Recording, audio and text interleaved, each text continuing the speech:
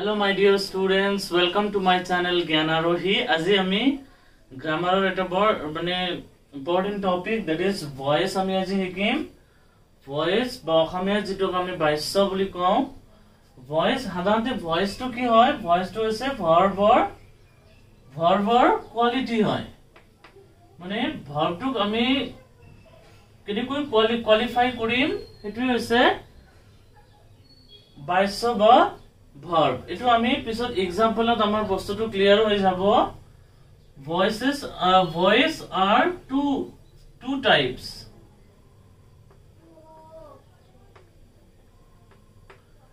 Voice সাধাৰণতে দুটা প্ৰকাৰৰ হয়, active voice আৰু passive voice. আমি সবে জানো active voice to কি? Active voice ত আমি লক্ষ্য কৰিব লাগিব কি হয়? Subject is given importance. Subjectৰ ওপৰত বেছি ইম্পৰ্টেন্স দিয়া হয়, সাধাৰণতে অবজেক্টৰ ওপৰত কম ইম্পৰ্টেন্স দিয়া হয়। আৰু প্যাসিভ ভয়েস টু কি হয়? প্যাসিভ ভয়েসত অবজেক্ট ইজ গিভেন ইম্পৰ্টেন্স, অবজেক্টৰ ওপৰত ইম্পৰ্টেন্স দিয়া হয়, কিন্তু সাবজেক্টৰ ওপৰত ইম্পৰ্টেন্স কম দিয়া হয়। কেনেকৈ ইয়াত এটো বুজিবৰ কাৰণে আমি ইয়াত দুটা সেন্টেন্স আমি লিখিছো সোৱা। I have done the work. ইয়াত I to subject হয় আৰু the work to object হয়। সবা এটো কি হৈছে? মই মোৰ ওপৰত বেছি ইম্পৰ্টেন্স দিয়া হৈছে কি মই কি কৈছো? মই কামটো কৰিছো। মোৰ ওপৰত ইম্পৰ্টেন্সটো বেছি দিয়া হৈছে, বুজাৰ চেষ্টা কৰিবা। কিন্তু ইয়াত চোৱাচোন, the work has been done by me. কামটো কাৰ দ্বাৰা কৰা হৈছে? কামটো মোৰ দ্বাৰা কৰা হৈছে। এই যে কামৰ ওপৰত বেছি ইম্পৰ্টেন্স দিয়া হৈছে, তাৰ মানে কৰ্মৰ ওপৰত বা অবজেক্টৰ ওপৰত বেছি ইম্পৰ্টেন্স দিয়া হৈছে। ঠিক তেনেকৈ আমাৰ সেকেন্ড এক্সাম্পলত আমি চালে আৰু ক্লিয়াৰ হ'ব বস্তুটো। ইয়াত চোৱা কি কৈছে? they play hockey. হিহতে হকি খেলে। তো ইয়াত হিহতটো হৈছে সাবজেক্ট বা কৰ্তা আৰু হকিটো হৈছে কৰ্ম। তো হিহতে কি কৰে? হিহতে হকি খেলে। they play hockey. ইয়াত চোৱা দেৰ ওপৰত বেছি ইম্পৰ্টেন্স দিয়া হৈছে, subject is given importance active ভয়েসৰ ক্ষেত্ৰত। কিন্তু সেই বস্তুটোকে যেতিয়া আমি প্যাসিভ ভয়েসত লিখিম তেতিয়া কি হ'ব? Hockey is played by them. কাৰ দ্বাৰা হকি খেলা হয়? হিহতৰ দ্বাৰা হকি খেলা হয়। আৰু ইয়াত হিহতে হকি খেলে। তো ইয়াতে তেতিয়ালে আমাৰ ক্লিয়াৰ হ'ল এক্টিভ ভয়েসটো কি হয়? এক্টিভ ভয়েসটো ভাৰ্বৰ হেতু ফৰ্ম হয় যেটো ফৰ্মত আমি সাবজেক্টৰ ওপৰত বেছি ইম্পৰ্টেন্স দিম কম্পেয়াৰ টু অবজেক্ট। আৰু প্যাসিভ ভয়েসত কি হয়? এটোৰ ওলোটা হয়, যত আমি অবজেক্টৰ ওপৰত বেছি ইম্পৰ্টেন্স দিম সাবজেক্টৰ তুলনাত। তেতিয়ালে ক্লিয়াৰ হ'ল। তেতিয়ালে the quality of its verb is called voice. তাৰমানে ভাৰ্বৰ যেটো কোৱালিটি হয় এটোকে আমি ভয়েস বুলি কওঁ। তাৰমানে ভাৰ্ব এটো সো এটো এটা ভাৰ্ব হয়। তো এটোৰ কোৱালিটিটো কিহৰ ওপৰত নিৰ্ভৰ কৰিছে? আমি হয় কেতিয়াবা আমি কৰ্তাৰ ওপৰত বেছি গুৰুত্ব দিছো বাক্যটো কোৱাত, আৰু কেতিয়াবা আমি কৰ্মৰ ওপৰত অবজেক্টৰ ওপৰত বেছি গুৰুত্ব দিছো, হয় নে নহয়? তো এই যে কোৱালিটিটো কি বুলি কোৱা হ'ব? ভয়েস বুলি কোৱা হ'ব। এতিয়া আমি যেটো চেঞ্জ কৰা হয় এক্টিভ ভয়েসৰ পৰা প্যাসিভ ভয়েস লৈ, তাৰ কিছুমান নিয়ম আছে বা কিছুমান ক্ৰাইটেৰিয়া আমি ফলো কৰিব লাগে। হেবিলা কৈছে কি ফাৰ্স্টত যেটো প্যাসিভ ভয়েসত অবজেক্ট থাকে হেতু এক্টিভ ভয়েসত সাবজেক্ট হয়, আৰু সাবজেক্ট টু চেঞ্জ হৈ অবজেক্ট হৈ যায়। টেন্স ফর্ম বা ভার্ব ইন থ্রি ফর্মটো চেঞ্জ হ'ব, একেটা টেন্সতে থাকিব কিন্তু টেন্সৰ ফর্মটো চেঞ্জ হ'ব। use auxiliary verb as per subject or subjector হিসাবে আমি auxiliary verb use কৰিব লাগিব। by preposition add কৰিব লাগিব অবজেক্টৰ আগত প্যাসিভ ভয়েসৰ এটা আমি এক্সাম্পল চালি আমি বুজি পাম। সো এক নম্বৰটো কি কৈছে? the object in active voice change to subject in passive voice. ইয়াতে ram to is a subject আৰু the later to is a object. passive voiceৰ ক্ষেত্ৰত কি হ'ল? এই object টো আহি subject হৈ গল আৰু ram to object হৈ গল। তাৰ মানে উল্টা হয়, সাবজেক্ট টু অবজেক্ট হয় আৰু অবজেক্ট টু সাবজেক্ট হৈ যায়। তাৰ পিছত কি কৈছে 1 2 নম্বৰ নিয়মটো ফলো হৈ গল 3 নম্বৰ কি কৈছে চেঞ্জ টেন্স ফৰ্ম টো আমি সদায় মনত ৰাখিব লাগিব টেন্স টো সিধা সিধি এটো verb in 3 ফৰ্মত যাব তো গতিকে ৰাইটৰ verb in 3 ফৰ্মটো হৈছে written তো তাৰ পিছত কি কোৱা হৈছে by preposition is added before the object তো গতিকে ৰাম টো যেহেতু ইয়াত অবজেক্ট হয় পেসিভ ভয়েসত গতিকে ৰামৰ আগত আমি by লিখিব লাগিল তাৰ পিছত আহি গল কি use auxiliary verb as per subject যেহেতু ইটো প্রেজেন্ট টেন্সত হয় রাম রাইটস দ্য লেটার রামে যেতে লিখে তারে সাধাৰণতে রামে লিখে গতিকে এটো প্রেজেন্ট ইনডিফিনিট হয় এটো আমি আগত বুজিব লাগিব সেন্টেন্স টু কি হত আছে প্রেজেন্ট ইনডিফিনিট আছে গতিকে প্রেজেন্ট ইনডিফিনিটত দা লেটাৰৰ লগত এম ইজ আৰ অক্সিলাৰি আমি কোনটো ইউজ কৰিম ডেফিনেটলি আমি ইজ ইউজ কৰিম গতিকে the letter is written by Ram I hope তোমাতে বুজি পাইছা এতিয়া আমি প্রেজেন্ট টেন্সত ভয়েস কেনেকৈ চেঞ্জ কৰিম প্ৰেজেন্টৰ ইনডিফিনিট কন্টিনিউয়াস আৰু পাৰফেক্ট মানে present indefinite present continuous present পাৰফেক্টত কেনেকৈ আমি ভয়েস চেঞ্জ কৰিম এটো আমি শিকিম যেনেকৈ ইনডিফিনিটত আই প্লে ফুটবল এটো কি হ'ব মই ফুটবল খেলো তেতিয়ালে প্যাসিভ ভয়েসত কি হ'ব অবজেক্ট টু সাবজেক্ট হ'ব তেতিয়ালে কি হ'ব ফুটবল তাৰপিছত কি হ'ব ফুটবলৰ লগত অক্সিলাৰি কি বহিব প্ৰেজেন্ট টেন্সত ইজ বহিব is verb in 3 play verb in 3 ফৰ্মটো হৈছে played by I to গৈ কি হ'ব I গৈ হ'ব me ঠিক তেনেকৈ they draw pictures ইয়াত কি হ'ব pictures টো আগত আহিব pictures এতিয়া ইয়াত পিকচাৰছৰ লগত কি বহিব অক্সিলাৰি যেহেতু এটো প্লুৰাল ফৰ্ম হয় এম ইজ আৰ ৰ মাজত আৰ বহিব পিকচাৰছ আৰ ড্ৰৰ verb in 3 ফৰ্ম হ'ব drawn draw drew drawn by them হৈ গল এই যে দে টো আহিল ইফালে আহিল them হৈ গল আই মি হ'ব দে টো them হ'ব হি হিম হ'ব she her হ'ব না নহয় তো the hunter kills the tiger আগত আহিল kills the tiger tiger ৰ লগত অক্সিলাৰি কি হ'ব is killer verb in 3 ফৰ্মটো কেনেকৈ হ'ব killed the tiger is killed by the hunter তাৰমানে আমি ইয়াত এখিনি বুজি পালো যে প্ৰেজেন্ট ইনডিফিনিটৰ ক্ষেত্ৰত অক্সিলাৰি এম ইজ আৰ হ'ব মানে আমি সাবজেক্ট হিচাপে প্যাসিভ ভয়েসত আমি কোনটো সাবজেক্ট ইউজ কৰি আছো হেতু হিচাপে ইজ হ'ব কেতিয়াবা যেনেকা পিকচাৰছৰ লগত আৰ হৈছে কেতিয়াবা এম হ'ব পাৰে আই হলে এম হ'ব এম ইজ আৰ অক্সিলাৰি বহাই verb in 3 ফৰ্মত লিখি দিলে হল এতিয়া আমি কন্টিনিউয়াসত আহি যাম আই এম প্লেইং ফুটবল এটো কেনেকুৱা হ'ব যেতিয়া আমি প্যাসিভ ভয়েসত লৈ যাম তেতিয়া হ'ব কি Football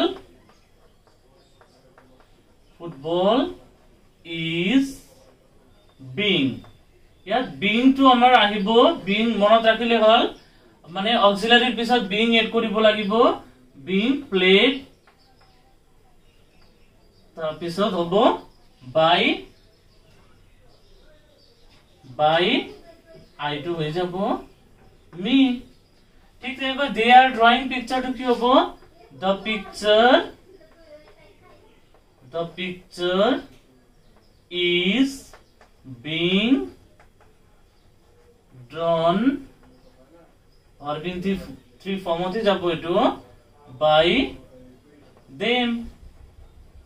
ঠিক তেনেকৈ ইয়াত চাও the hunter is killing the tiger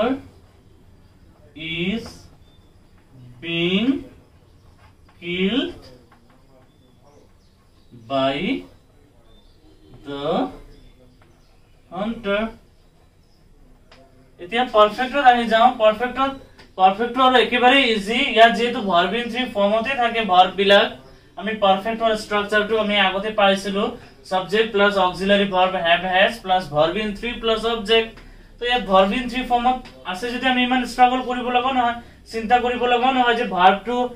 verb in 3 ফৰ্মটো কি হ'ব যেনেকুৱা play বা draw verb in 3 ফৰ্ম কেতিয়াবা আমি চিন্তা কৰিব লগা হয় অলপ ডিফিকাল্ট আহিলে কিন্তু ইয়াতো যেহেতু ভাৰ্ব ইন থ্ৰি ফৰ্মতে আছে গতিকে আমাৰ ইমান স্ট্ৰাগল কৰাৰ কোনো মানেই নহয় আমি খালি কি কৰিব লাগিব ফুটবল ফুটবলৰ লগত অক্সিলাৰি কি হ'ব পাৰফেক্টৰ অক্সিলাৰি হেভ আৰু হেজৰ মাজত ফুটবলৰ লগত কি হ'ব হেজ হ'ব football has been played to played হৈ আছে ইয়াত খালি অকল been এড কৰিব লাগে আমাৰ অক্সিলাৰিৰ পিছত by them ঠিক তেনেকৈ ইয়াত চাওঁ they have draw picture এটো কেনেকুৱা হ'ব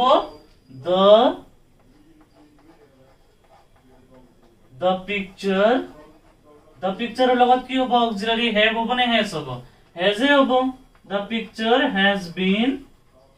drawn by them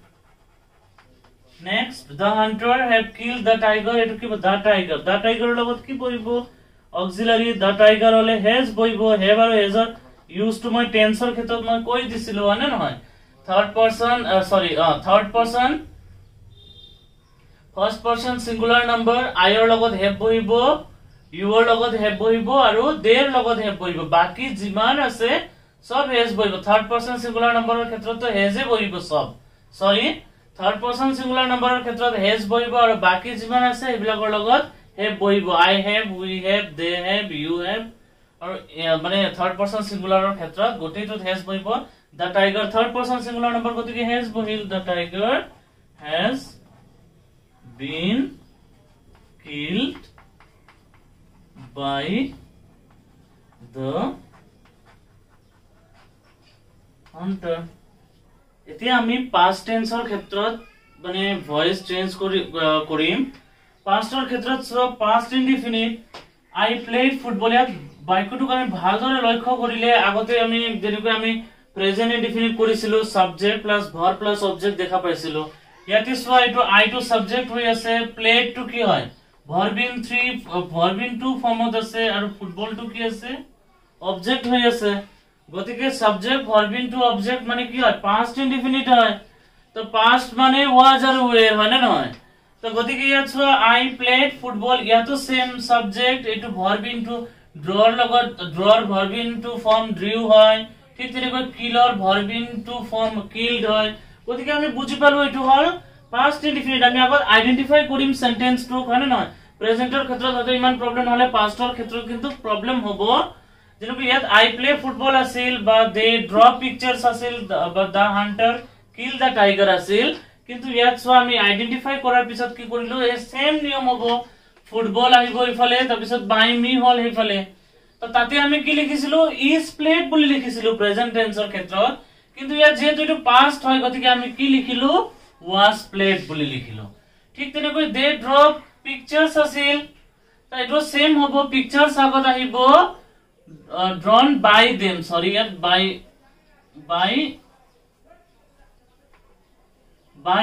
by them to আহিল এতিয়া তাতে আমি are drawn লিখিছিলো যেহেতু প্ৰেজেন্ট টেন্স আছিল draw আছিল এখানে are drawn লিখিছিলো ইয়াত drew হৈছে গতিকে কি লিখিম আমি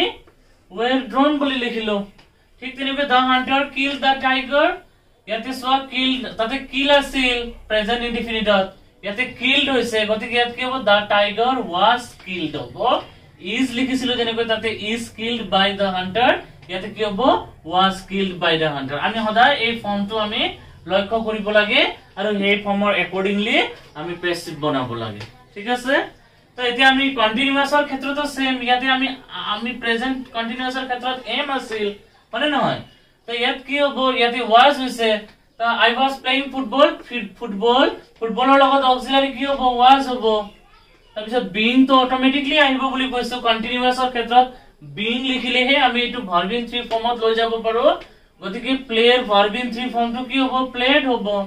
ফুটবল is being তাৰমানে আমি ing ৰ কাৰণে being টো লিখিলো আৰু play আমি verb in 3 ফৰ্মত লৈ গলো বুজি পাইছা নহয় আমি ing ৰ কাৰণে being টো লিখিলো আৰু play টো verb in 3 ফর্মত লৈ গলো football was being played by me ঠিক তেনেকৈ they were drawing pictures ইয়াত the pictures ইয়াত are being লিখিছিলো তেতিয়া যেহেতু ইয়াত they are আছিল কিন্তু ইয়াতে were আছে এখানে কি হবে the pictures were being drawn by them তো এতিয়া ইয়াত চোৱা the hunter was killing the tiger এটো কি হ'ব the tiger to আগত আহিল by the hunter পিছত গল এতিয়া hunter ৰ লগত অক্সিলাৰি কি হ'ব was হ'ব না were হ'ব আমি গমে পাওঁ was হ'ব was হল তাৰ পিছত কন্টিনিউয়াছৰ কাৰণে being আহিল তাৰ পিছত ভাৰ্বৰ ing ফৰ্মত kill to কি হৈ গল kill আমি সদায় ভাৰ্ব ইন থ্ৰী ফৰ্মত দেখিব লাগে এটো তো মনতে আছে এতিয়া past perfect ৰ ক্ষেত্ৰত এটো বৰ ইজি হয় I had played football ইয়াত চোৱা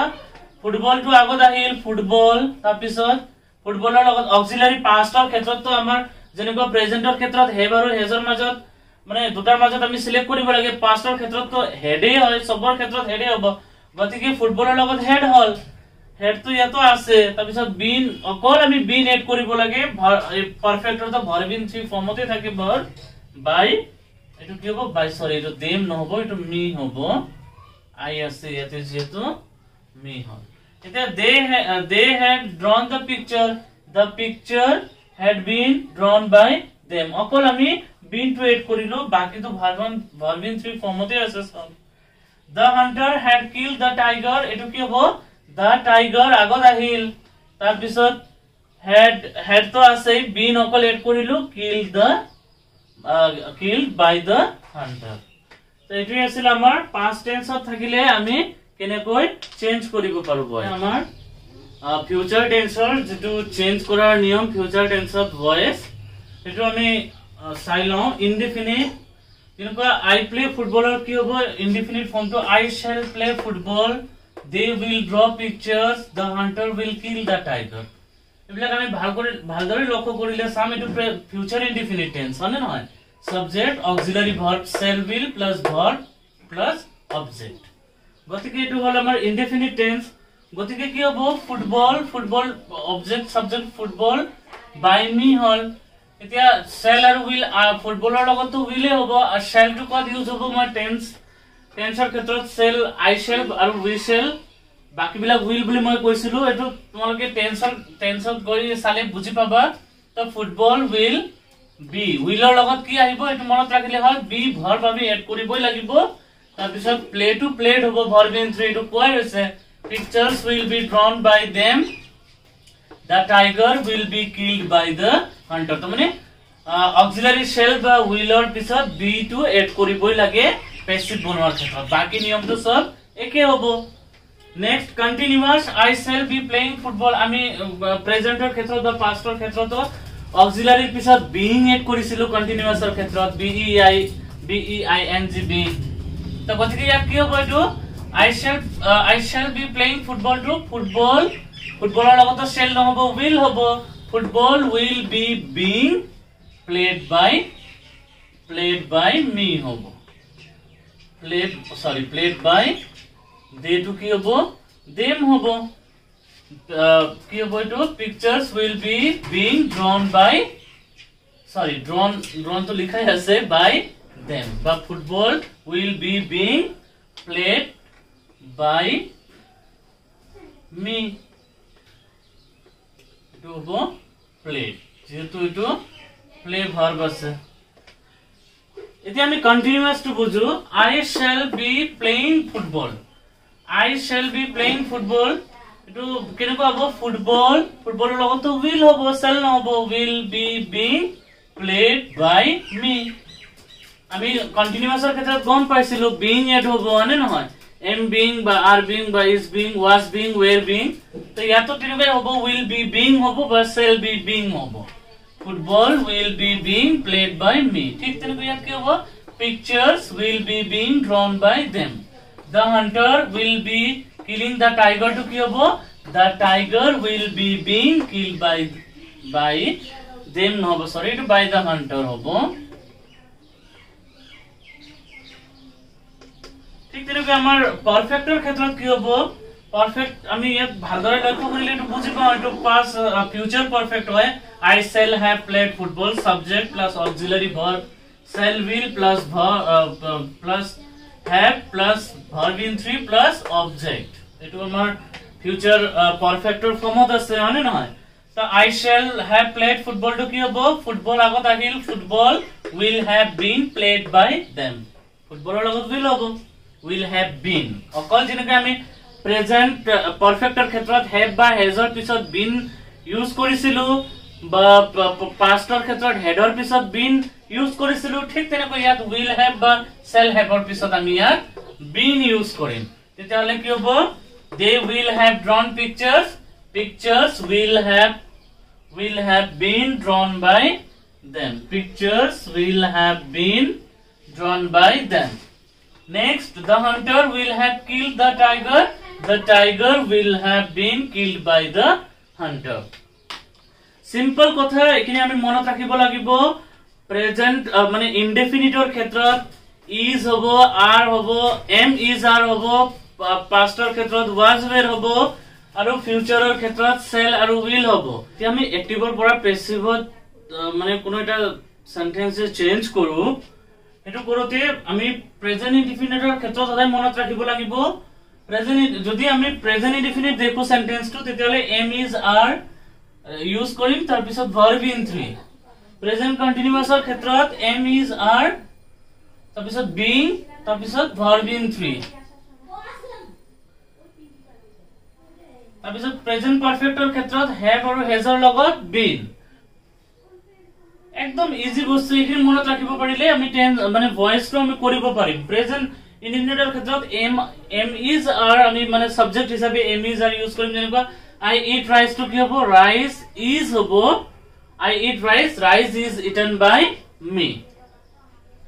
তা am is are তাৰ পিছত being হ'ব কন্টিনিউয়াসৰ ক্ষেত্ৰত প্ৰেজেন্ট পাৰফেক্টৰ ক্ষেত্ৰত কি হ'ব pp মানে প্ৰেজেন্ট পাৰফেক্ট লিখিলো মই have বা has been যেনেকুৱা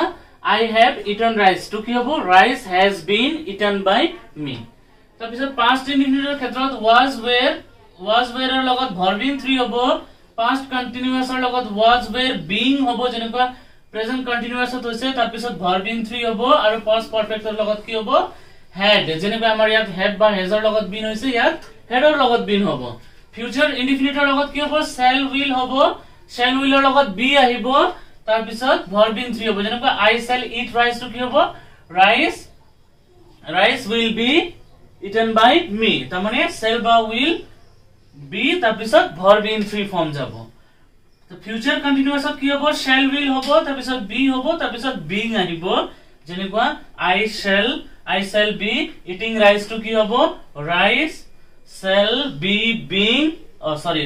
will be being eaten by me হ'ব তো ফিউচার পারফেক্ট কি হ'ব shall will have been যেনেকুৱা I shall have eaten rice to কি হ'ব rice will have been eaten by me তেতিয়ালে এইখিনিতে আমাৰ ফিউচাৰ মানে সৰি যেটো আমাৰ অ্যাক্টিভ ভয়েসৰ পৰা প্যাসিভ ভয়েসত চেঞ্জ কৰা যেটো জেনাৰেল ৰুল এইখিনি হে হল এতিয়া আমাৰ যেনেকা ইন্টাৰোগেটিভ সেন্টেন্স বা ইম্পেৰেটিভৰ ক্ষেত্ৰত কেনেকৈ ভয়েস চেঞ্জ কৰিব লাগে এটো এটা কোৱেশ্চন আহে এটো এটা কোৱেশ্চন হয় না যে আমি অকল এসাৰ্টিভ এটো তো আমি সিম্পল সেন্টেন্স বিলাক বা এসাৰ্টিভ সেন্টেন্স বিলাক কৰিলো এতিয়া ইন্টাৰোগেটিভ থাকিলে আমাৰ সেম হ'ব বস্তুটো অকল অক্সিলাৰি আগত থকাৰ কাৰণে আমি কনফিউজ হ'ব না লাগে কিন্তু যেতিয়া ইন্টাৰোগেটিভ সেন্টেন্সটো যেতিয়া মানে হুৰে স্টাৰ্ট হয় বা তেনেকুৱা এটোৰ ক্ষেত্ৰত বেলেগ হ'ব এটো আমি চাই লওঁ তে আমি মানে যেটো নরমাল যেটো অ্যাক্টিভ ভয়েসৰ পৰা প্যাসিভ ভয়েস লৈ চেঞ্জ যেখিনি আমি বুজি পালো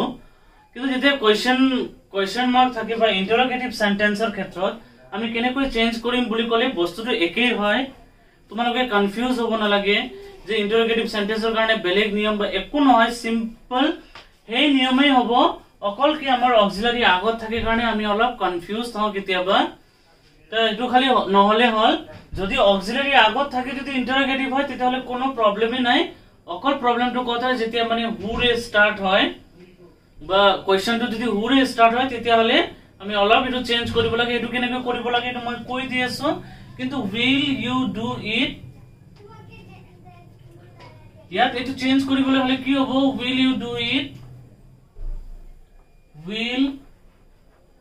you do it এটো চাবা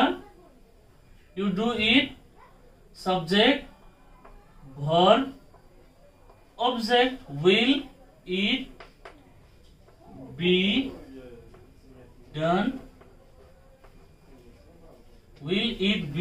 done by you কারণ আমি মানে ফিউচাৰ এটো ফিউচাৰ ইনডিফিনিট হয় হয়নে নহয় ফিউচাৰ ইনডিফিনিটৰ ক্ষেত্ৰত আমি কি কৈছিলো বি ইউজ কৰিব লাগে সেল বি বা উইল বি অলপ আগতে মই কৈ দিলো নহয় গতিকে এটো কি হ'ব will it be done by you will to আগত আহিব it be done by you এটো কাম এনেকৈ কৰিব যদি অলপ কঠিন লাগে তেতিয়ালে এনেকৈ কৰিব পাৰা ইউ আগত আমি এটো সিম্পল বনাই লও ইউ উইল ডু ইট এনেকৈ বনাই লব পাৰো ইউ উইল ডু ইট তাৰ পিছত এটো যদি আমি চেঞ্জ কৰো মানে এটো assertive sentence ত বনালো আমি তেতিয়ালে এটো কি হ'ব you will do it to it will be done by you এনেকুৱা হল নহল এতিয়া যেহেতু এটো কোৱেশ্চন হয় গতিকে আমি অক্সিলাৰি টো আগত আনি দিম তেতিয়ালে কি হ'ব এটো will it be done by you হল নহল will it be done by you এতিয়া নেক্সট আমি এটা প্রেজেন্ট টেন্সৰ আমি এটা বুজি লও ইয়াত কি আছে are you writing the poem তুমি কবিতাটো লিখিছানে এটো কি হয় আমাৰ প্ৰেজেন্ট টেন্সৰ হয় ইন্টাৰোগেটিভ সেন্টেন্স এটো কি হ'ব is the poem being written by কি হ'ব you তেটো কেনে কল the poem ৰ লগত অক্সিলাৰি is হ'ব হয়নে নহয় আৰু যেহেতু এটো কন্টিনিউয়াস হয় আমি এটো লক্ষ্য কৰিব লাগিব কন্টিনিউয়াস হয় গতিকে ইয়াত being হ'ব আৰু এটো যদি একদম ইজিলি কিবা কৰিব লাগে are you writing the poem এটো কোৱেশ্চনটো আমি উঠাই দিলে কি হ'ব you আমি assertive sentence আগত বনাই লও you are writing the poem হয়নে নহয় এটো এতিয়া আমি you are writing the poem যদি আমি চেঞ্জ কৰো তেতিয়ালে কি হ'ব the poem টো আগত আহিব হয়নে নহয় the poem তাৰ পিছত কি হ'ব the poem ৰ লগত অক্সিলাৰি is হ'ব the poem is being আহিল right or verb in 3 form to all written তাৰ পিছত কি হ'ব by you তেতিয়া the poem is being written by you হল এতিয়া যেহেতু ইয়াত অক্সিলাৰি আগত আছে আৰ গতিকে আমি ইয়াত আমাৰ যেটো आंसर হ'ব ইয়াতো আমি অক্সিলাৰিটো আগত আনিব লাগিব ইয়াত অক্সিলাৰি আমি কি পালো is টো যদি আমি আগত আনি দিও তেতিয়ালে কি হল is the poem being written by you হলে নহল একদম as it is আহি গল এতিয়া নেক্সট আমি এটো কৰো এটো ফিউচাৰ সৰি এটো পাস্টৰ হয় past perfect যেনেকৈ had they sung the song ইহতে গান গাইছিল নে তো had they sung the song to কেনে হ'ব এটো আমি যদি চেঞ্জ কৰো they had sung the song হ'ব যদি সিম্পল বনাই লও they had sung the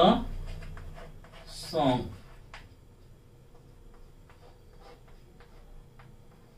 had the song been sung by sorry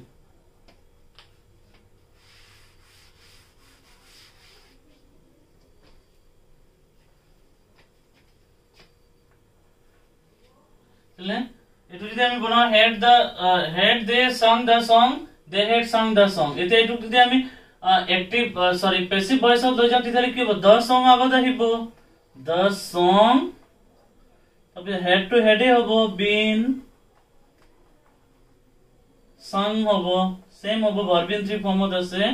by them হ'বনে নাই এনেকুৱা হল the song had been sung by them গতিকে had to আগত আহিল তেতিয়ালে কি হ'ব had এই had to যদি আগত আনো আমি কোৱেশ্চন বনাই দিও তেতিয়ালে কি হ'ব had the song been sung by them হ'বনে নাই তেতিয়ালে কি হ'ব had the song been sung by them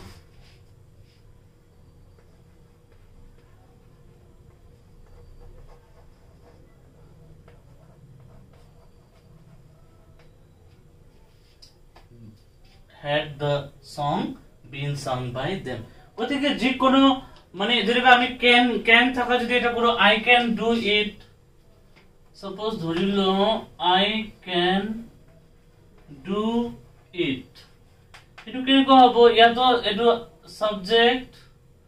verb object গতিকে এটু কি হ'ব ইট সরি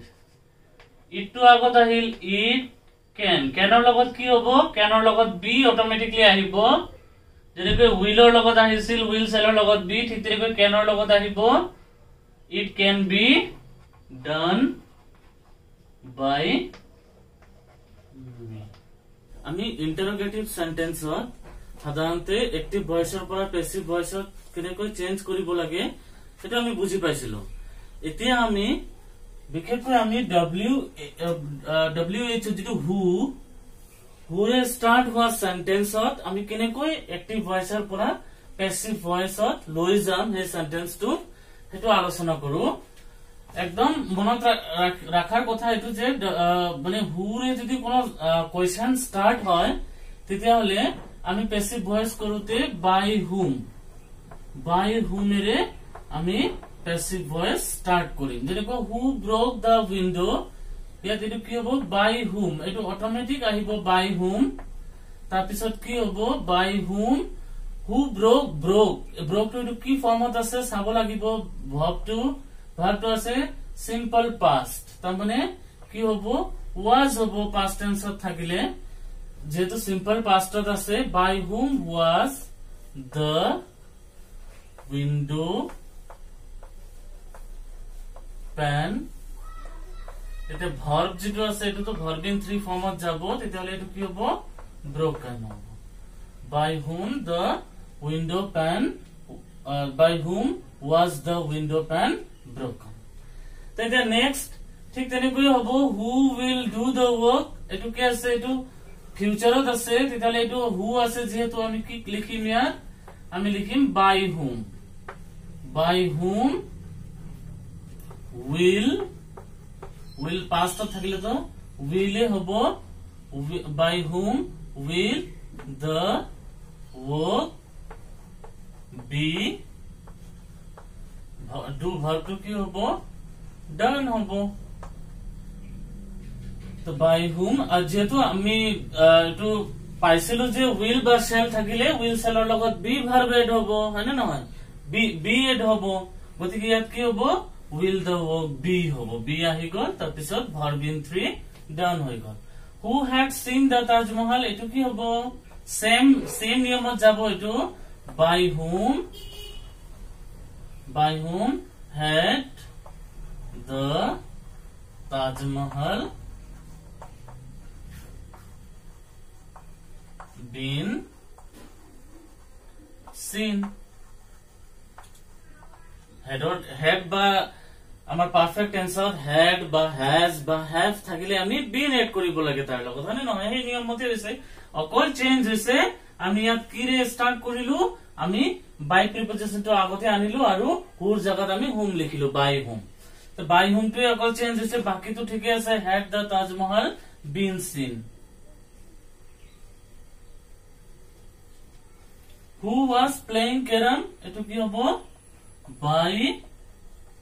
whom was এটো কি আছে past continuous হয় গতিকে by whom was carom এটা আছে সরি the carom এটা আহিব by whom was the carom এটা ing আছে past continuous বা present continuous ing থাকিলে আমি কি আনিব লাগিল being to আমি আনিব লাগিল being play to কি হবো play to verb in 3 ফর্মত গলে এটো হবো played তেতিয়ালে কি হবো answer by whom was the carom being played কিন্তু আৰু এটা কথা মনত ৰাখিব লাগিব আমাৰ যে যেনেকা who ৰে স্টাৰ্ট কৰিলে আমি by whom দি আমি মানে চেঞ্জ কৰিব লাগে প্যাসিভ ভয়েস লৈ পৰিৱৰ্তন কৰতে আমি by whom দি স্টাৰ্ট কৰিব লাগে কিন্তু who না থাকে যেতিয়া when থাকিব বা where থাকিব তেতিয়া হলে কিন্তু আমাৰ by whom তেনেকৈ আমি চেঞ্জ নকৰো আমি নৰমালি যেনেকৈ আমি অ্যাক্টিভৰ পৰা প্যাসিভত চেঞ্জ কৰিলো আগতে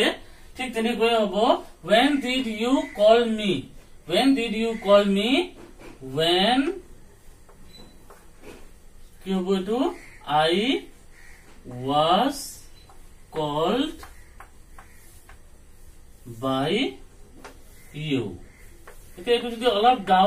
ডাউট লাগে যে কেনেকৈ হল তেতিয়াহলে আমি when did you call me এটুক আমি মানে কোয়েশ্চন মাৰ্কৰ পৰা আমি assertive sentence লিখো কি হ'ব you did you call to কি হ'ব you called হ'ব হয়নে নহয় you called me এটুক যদি আমি চেঞ্জ কৰো বা ভয়েস চেঞ্জ কৰো তেতিয়াহলে কি হ'ব you called me to কি হ'ব I called এটু past formত আছে তেতিয়াহলে কি হ'ব I was called তাৰপিছত you are by you এটু subject এটু verb এটু object হয়নে নহয় আমি সিম্পল এটু মানে assertive sentence হতে এটু ট্রান্সফর্ম কৰিলো আগত did you call me to you called me হ'ব I was called by you তেতিয়া আমি সিম্পল যেহেতু ইয়াত when আছে আমি when to আগত লিখি দিলো তেতিয়াহলে আমি সেম আনসারটো পালো when I was called by you when I was called by you আশা কৰিছো তোমালোক এটু বুজি পাইছা একদম ইজি হয় এতিয়া আৰু এটা কোয়েশ্চন লও তেনেকুৱা where দি থাকিলে যেনেকুৱা where did you find my pen suppose a sentence to আমি কেনেকৈ চেঞ্জ কৰিম where did you find my pen এটো আছে সিম্পল পাস্টত আছে তেতিয়ালে কি হ'ব where দি স্টার্ট হ'ব where my pen was find to কি হ'ব found হ'ব verb in 3 found by you এতিয়া এটুকু আমি যদি নরমালি লিখো where did you find my pen did you find to যদি আমি পাস্টত লিখো তেতিয়ালে কি হ'ব did you find to আমি এনেকৈ লিখিব পাৰো you found my pen মানে নহয় you found my pen to যদি আমি চেঞ্জ কৰো প্যাসিভ ভয়েস লৈ যাও you found my pen তেতিয়ালে কি হ'ব my pen ইয়া যেহেতু found to এটু কি আছে past tense ত আছে তেতিয়ালে was হ'ব my pen was found এটু verb in 3 form of found এ হ'ব find found যেহেতু এটু verb in 3 form হয় my pen was found by you গতিকে আমি ইয়াত যেহেতু where আছে where to আমি আগত আনি দিলো তেতিয়ালে কি হ'ব where my pen was found by you এটু কোয়েশ্চন মার্ক তেতিয়ালে এনেকৈয়ে আমি যেনেকুৱা মানে হু থাকিলে আমি কেনেকৈ চেঞ্জ কৰিব লাগে ইন্টাৰোগেটিভ সেন্টেন্সত বা হু না থাকে যদি when বা where তেনেকৈ যদি থাকে তেনেকৈ যদি ইন্টাৰোগেটিভ সেন্টেন্স স্টাৰ্ট হয় তেতিয়ালে আমি কেনেকৈ চেঞ্জ কৰিব লাগে বা সাধাৰণতে অক্সিলাৰি দি যেটো স্টাৰ্ট হয় ইন্টাৰোগেটিভ সেন্টেন্স এটুত আমি অ্যাক্টিভৰ পৰা প্যাসিভ কেনেকৈ কৰিব লাগে আমি বুজি পালো হয়নে নহয় তো আমি খালি আমাৰ এটা কথা মনত ৰাখিব লাগিব যে w মানে যেটো ইন্টাৰোগেটিভ সেন্টেন্স আমি অ্যাক্টিভৰ পৰা প্যাসিভ কৰোতে গোটেই নিয়মটো একেই হ'ব আমি মই অলপ আগতে এটো বুজাই দিছিলো হয়নে নহয় আৰু যেতিয়া w h হু যেতিয়া থাকিব হু থাকিলে আমি by whom দি স্টার্ট কৰিম আৰু হু না থাকি when বা where থাকিলে আমি when বা where ৰাখি আমি according to the rules আমি as it is আমি এটো চেঞ্জ কৰিম ভাৰ্বৰ ফৰ্ম ঠিক আছে আশা কৰিছো তোমালোকে এইখিনি বুজি পাইছা আমি আমাৰ নেক্সট যেটো ভয়েসৰ ক্লাস হ'ব পাৰ্ট 2 হে পাৰ্ট 2 আমি ভয়েসৰ যিমান বাকি বিলাক আছে ইম্পাৰেটিভ সেন্টেন্স হোক বা অন্যান্য যিমান কথা আছে হেবিলাক আমি আমাৰ নেক্সট ক্লাসত বুজিম তা আজিৰ কাৰণে এইখিনিতে কমপ্লিট কৰিলো কাইন্ডলি যিবিলাকে মোৰ চেনেল সাবস্ক্ৰাইব কৰা নাই সাবস্ক্ৰাইব কৰিবা আৰু যিবিলাকে সাবস্ক্ৰাইব কৰিছে ফ্ৰেন্ড বিলাকৰ মাজত শেয়াৰ কৰিবা আৰু মাজে মাজে লাইক আৰু কমেন্টও কৰিবা আজিৰ কাৰণে থ্যাংক ইউ সো মাচ